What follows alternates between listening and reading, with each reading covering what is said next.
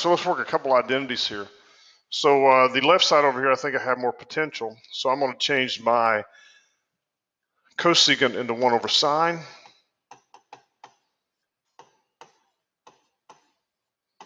I'm going to multiply these two fractions together. So I'll have cosine on top of sine.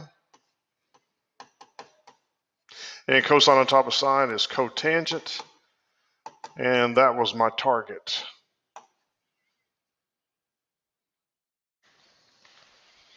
Same thing over here. I'm going to work with the left side. I'm going to change my secant into 1 over cosine.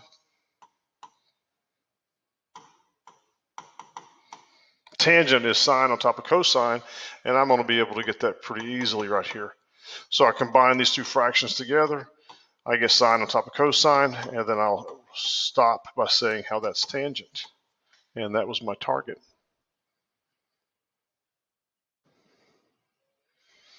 Number 5, I think it would be smarter if we go ahead and distribute. So I'm going to take cosine and multiply it by tangent. And I'm going to take cosine and multiply it to cotangent.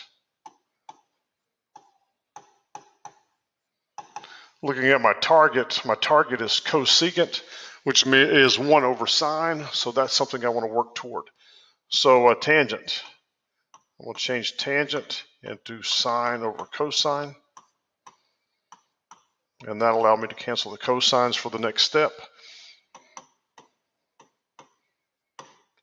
Cotangent is cosine over sine.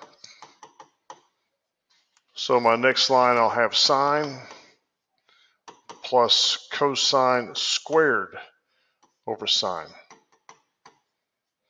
Remember, I'm trying to get cosecant, which is 1 over sine. So I want to try to bring in sine on the bottom. I'm going to get a least common denominator. So the fraction with the 1 underneath sines and the fraction that has sine on the bottom, the least common denominator will be sine. So from 1 to sine, I need to pick up a sine. I already have a sine. I now have sine squared. Sine to sine, there's no change. So the cosine squared doesn't change. Sine squared plus cosine squared is the same thing as a 1. And 1 over sine is cosecant. And that was my target.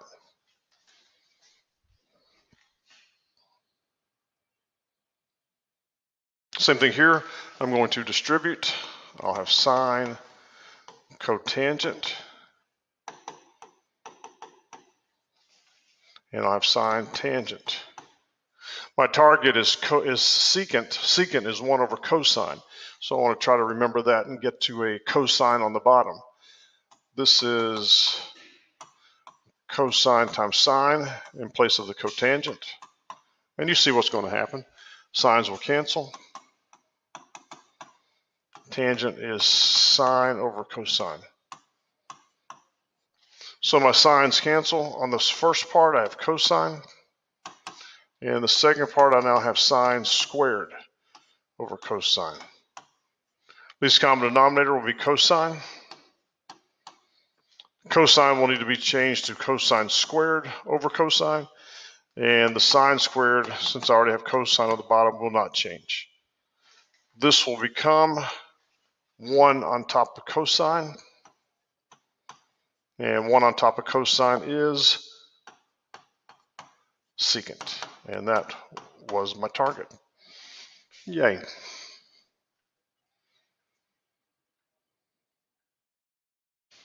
Number 23. So do we do a least common denominator or do we change the cosine squared?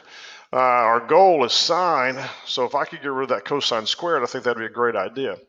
So I'm going to change cosine squared into the grouping 1 minus sine squared. 1 minus sine squared is a difference of squares, and that is factorable. So I have the group 1 minus sine and 1 plus sine over the 1 plus sine. You see what I'm going to do. I'm going to cancel the 1 plus sines. So I have 1 minus the group 1 minus sine.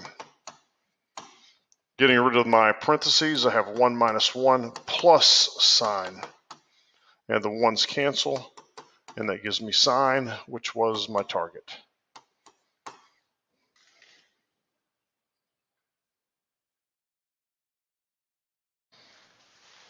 Same thing here.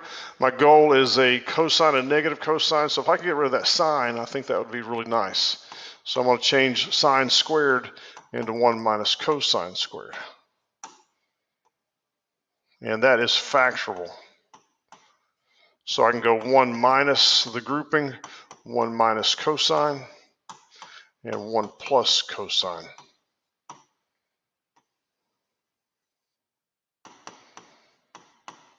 One minus cosines cancel, so I now have the 1 minus the group, 1 plus cosine. Get rid of my grouping symbols. I have 1 take away cosine. And the two ones will cancel, leaving me with a negative cosine. And that was my target.